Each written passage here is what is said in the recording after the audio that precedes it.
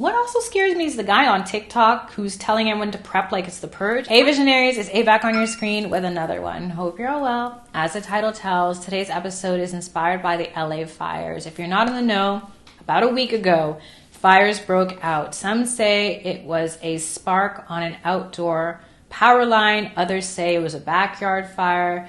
Others say it's climate change. We're not here to do the whole conspiracy theory thing because so many people have displaced, and I feel like this is not the time or the place to get into that. But what we will get into is a few major keys to help you on your authentic way. If you're new to this, not true to this, I put up one of these, a video version of my podcast, on Patreon every month to complement the audio version that I have every Tuesday mornings. If you want more like this, you can head over there where I share a little bit of me as it relates to authenticity. But these are always related to pop culture or social media. So if you're more in the mix, I've got you covered on the public pod as well. So we got three major keys today. The first is tides turn, second is Wellspring, and lastly, the ripple effect.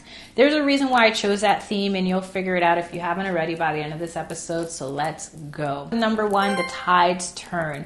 I wanted to start off strong with this one. I've seen the shift in society, but it's become crystal clear as of late that people are not really here for celebrities. Listen, I'm the first and last to say that I do not cape for celebrities. I do not know them. They do not know me.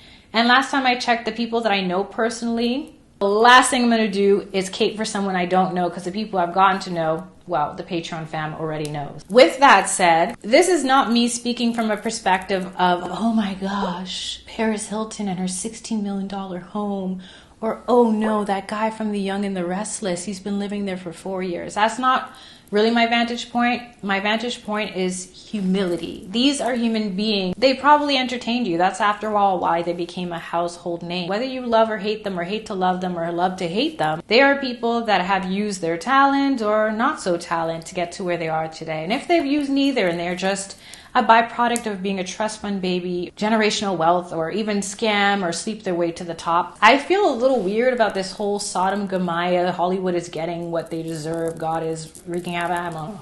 The God I know, he don't play like this. I don't know who you pray to, but my God don't play like this. As I'm going through the comment section, mind you, I'm trying to zoom in. I'm legally blind, so it's hard to see.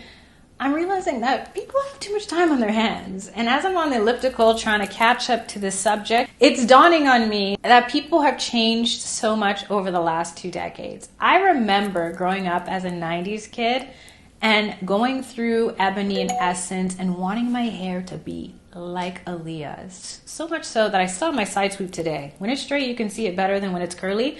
But I wanted that cover over the eye, side swoop vibe. Now we are so far gone that era with the advent of social media. Everything is at a click of our hands. I almost feel like we're inundated with not only advertisements, but people's shenanigans, and we're over it. I realized about a year ago with the whole let them eat cake, Instagram get in, everyone stopped following certain influencers, and I was wondering, why were you following them in the first place? I didn't really get the hype. Anyway, there was a renaissance of people no longer wanting to support and pay attention, quite literally pay with their time, their mind, their energy, and sometimes even coins to these celebrities. For what?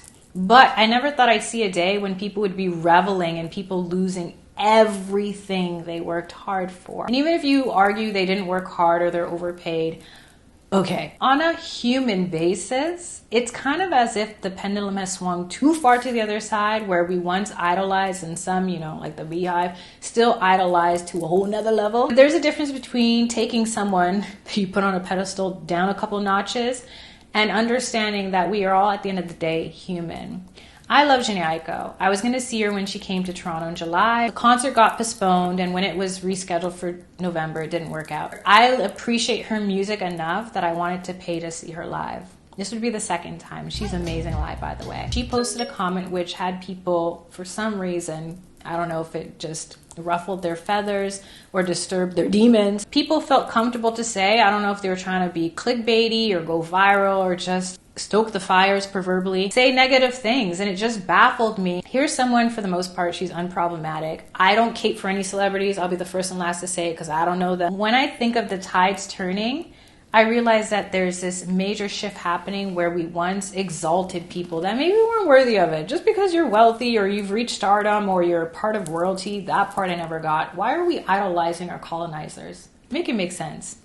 Story for another day. There's a way to find a equilibrium, a healthy medium where it's like, okay, you know, this is terrible and I feel bad for everyone. It's not, oh, I get to pick and choose. I don't care about the celebrities, but the regular everyday folk, I feel for you. No.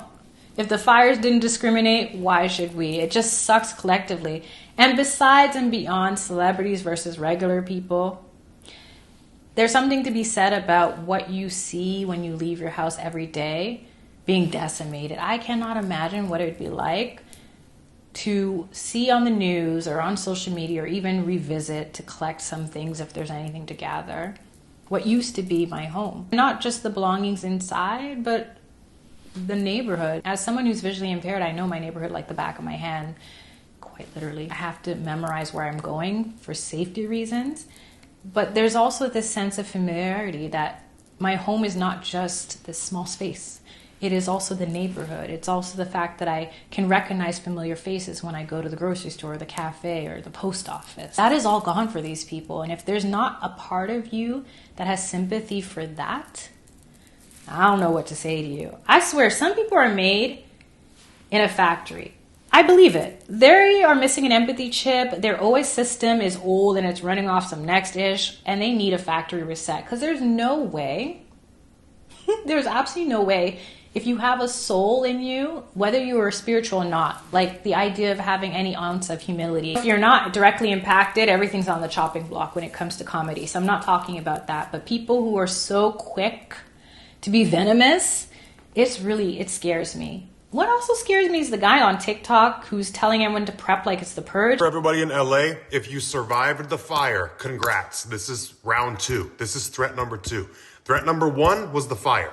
It's slowing down, great. Do not relax. No crying, no nothing. This is game time because human beings are the apex predator. Nobody's responding to crimes right now. Everything is going to be covered and overlooked by this whole fire that's happening. People are already breaking into businesses, breaking into houses, harming other people, unaliving other people. All these homeless people been waiting. People are setting more fires just because they want to watch this shit go down. When I say protect you and yours at all costs, I mean at all costs. Crimes are kind of free for all. If men want to come in your house and overpower you, or men want to catch you and find you, what you gonna do? There's no one to call, there's no one to help. So when I say life or death, and it's your life or your death. I don't know if that's necessarily the message you need to put out, sir, but it also scares me that you think that's the message you need to put out, sir. That part. In the next couple weeks, months, and years, we'll see how the tides continue to shift as far as people's dismissal and disgust with the upper 1%. On to the second key, Wellspring. When I say Wellspring, I refer to the Wellspring of knowledge. I've said it a million times before. We cannot live all the lives, but we can learn from others' lived experiences. Usually, experiences is subbed out for mistakes. We're usually talking about interpersonal relationships when we refer to this. I refer to old pods, somewhere I overshare my own scenarios. We're not going to talk about how this fire started or what the politicians are doing or not doing, but kudos to you, Trudeau. We still don't want you to be our PM, but you did a good one. You did your big one by sending firefighters from my province, Ontario, as well as Alberta, and also those really cool, I didn't even know this existed, those planes that collect the water and then with the foaming stuff.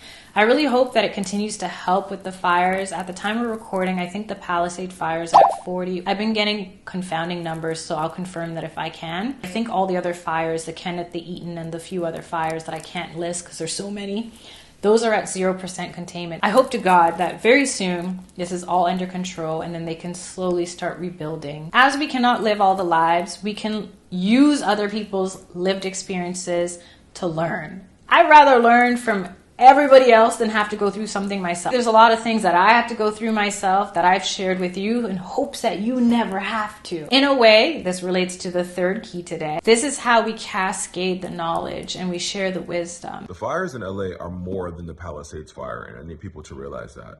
I keep seeing this graphic float around about the size of the Palisades fire in acreage compared to the size of Manhattan in acreage.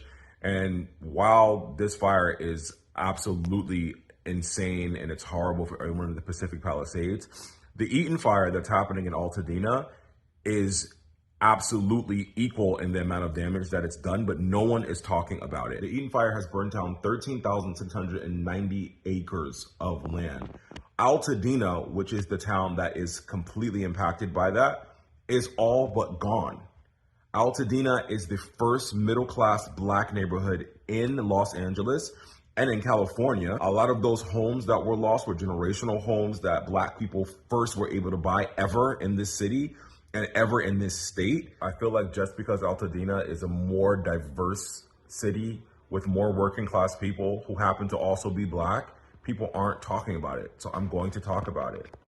Altadena was one of the few places in the country that restricted redlining and prevented Black people from buying homes. So Black people, after the Great Migration, when they came to California, it was a place where educators, creatives, and artists could thrive. Finding out that 60% of California's water belongs to one billionaire couple was not on my 2025 bingo card, but here we are. Stuart and Linda Resnick, who are a billionaire couple. They are the couple that owns the Wonderful Company. Back in 1994, there was a hearing in California that resulted in various special interest groups being able to purchase rights to water. People who own what's called paper water, a term I had never heard before today. And paper water isn't necessarily water that exists at any given time. It is water that people are paying for, even if it isn't in existence at that moment. So basically, paper water is the amount of water that providers could have, not actually what they do have. And they'll charge all the way up to what they could have, whether users get it or not. In a couple years, we're going to be looking back at this incident and we're going to see what comes from it, how people's perspective shift, what their narratives will be like now that they are living a life so far removed from what they knew, what dreams and desires have come to fruition or what have dissipated because there's so much instability now. When I think of a wellspring, I think of a place where you can come to edify yourself. So even though this is such a devastated situation, I don't even want to imagine what it's like. As someone whose kitchen caught on fire when I was 5 years old, I still don't even want to fathom what it's like to go through this level of destruction. Not only do I feel for each and every one, I would hope that the people that are going through this will use this as an opportunity to count their blessings, to find strength, to find peace and solace. And that's a reminder for each and every one of us. Even up here in Canada, we had a couple fires a year ago or so. They weren't anywhere near Toronto, but we still had poor air quality, and it was actually quite scary because you just think none of us are safe. You live on this planet, something's going to happen. Tsunamis, hurricanes, tornadoes, blizzards. Just pick a place and pick your poison. It's not missed on me that this happened so rapidly. When they talk about football fields and minutes and acres and seconds, it's just like, it's not just the people, it's not just the houses and the businesses that have been burnt down. It's not just the communities that are now divided and dispersed. It's the wildlife, it's the plants, the foliage. There's just so many levels to this, and this is a very layered topic. You know, memes and jokes and kikis are cool. This is also an opportunity for us all to step up and get more informed. If you're not into old school education and you don't want to read journal articles or see the signs as far as what people have been saying for climate change, or you're on the other side and you're looking at the politics and the funding and all that ish, delve deep and try to see what matters to you. How can you use a situation or scenario like this or anything in life actually to edify yourself, to educate yourself, to better yourself? If not from the level of how did this happen, how could it be avoided, to how could this affect me, or what does this say about the state of society? There's so many ways to use this to inform yourself, whether for your personal growth or just so that you're more informed about the world at large. Last and certainly not least, in fact, most important for today, is the ripple effect. I chose this key for last for a specific reason. I have been sprinkling some of it throughout this entire video. When you think about the ripple effect, we all cascade, whether it speaks to your character, like I said in the first place. Social media is a mirror, so if you want to say something salty, cruel, or callous, it says more about you than the person you're saying it to. When you seek out higher knowledge or improvement of self, it says more about you than whatever's coming up for you. If something evokes emotion, that says more about you than the actual thing that is happening to you. We are only ever triggered or moved by things that are internally either irritating or whispering to our spirit. These are all opportunities for us to check in with ourselves. The ripple effect on the surface is the fact that, hey, some of our social media faves don't have a home and might be doing their next couple of vlogs from an Airbnb. Then on the more serious side, 5 people have lost their lives. Prayers and condolences to those who love them, and I hope they rest in peace. The overthinker part of me then thinks about, okay, maybe it's the gold toilets and the $2-point-something million cars in front of the $16 million homes. Okay, whatever. And I'm sure the rich ones probably have good insurance. LA was the place of dreams. I think it's even called the City of Angels or something. This place where people come to live their dreams, to run after their aspirations. For every millionaire that lives there, I'm sure there's a lot of people that can't afford to live there. They're making the same amount as you and I. I don't think we should quantify someone's worthiness of having a home still or not. Most of those houses were built prior to 2010, if I'm not mistaken, when the fire codes were different, which is why there's so few buildings that are still standing. There goes a lot of the heritage, and like I said, a lot of the monuments and the things that made LA LA. Even more than that, what I think of, again, the 5-head thinks a lot here, the fact that if this is a place where a lot of creatives are, and this goes beyond the movie stars and the singers and the social media influencers that buy $20 smoothies. Think about the architects, the doctors, the engineers, even the screenwriters, or any person that produces and creates a work of art that has been taken away and lost in the fires. I believe that we're all interconnected, and as such, what we do sometimes has an impact on others without us even realizing it. That is the true influencer, to be able to say something, and it's not what you said or even how you said it, but the saying it that creates this domino effect. I'll use an example. Last week, someone said something to me, and what they said is of no consequence. And it wasn't what they said. It wasn't even what they said. It wasn't even how they said it, because sometimes it really takes me tough love for me to get it stuck. But they said a word when they were talking to me about something that reminded me of something completely different. I wrote it down, and it created this whole big thing of something I want to create. And that's what happens when we engage with people day to day. We never know the impact of what someone was working on the night that they had to evacuate, or the months leading up to it that they had to leave behind.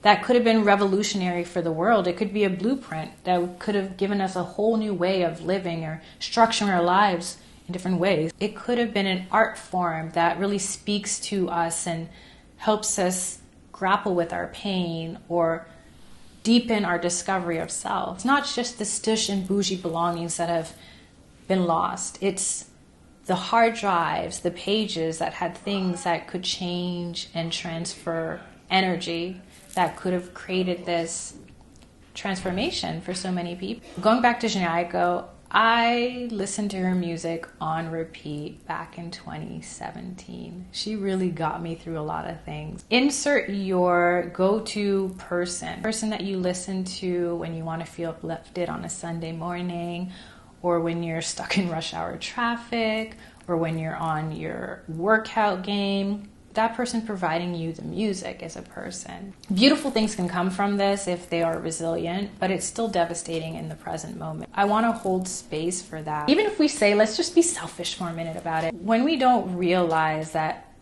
someone across the world, on the other side of the sea, what happens to them in war-stricken countries or with revolutionary advances in health and sciences, these all have ripple effects. They trickle down to us in ways that we may not understand today, we may not even see in this lifetime, but it'll have a ramification in the future. It could be this positive, beautiful thing that blossoms. We live in a microwave society where everyone's trying to get rich quick, but I see beneath the surface, and I know a lot of people have something to offer the world, even if they haven't realized it yet, even if you're still trying to find your purpose, you haven't discovered your passion, you still have something of value to offer the world. I see so much go up in flames. I just wonder what was lost. Hopefully, whatever is gained, whatever is rebuilt is better than ever before. and we can just look at this and take the lessons forward to be our best selves. Hope that resources that are necessary click in, like food banks and any other services that people need immediately. We'll see in the next couple days, weeks, and months what will come from this. But as always, thanks so much for spending time with me. I am so appreciative for each and every one of you tuning in, especially making it to the end. So if you have anything you want to say or share, pop it down below. If you want more like these, you can head over to Patreon. And until next week, stay blessed, stay authentic.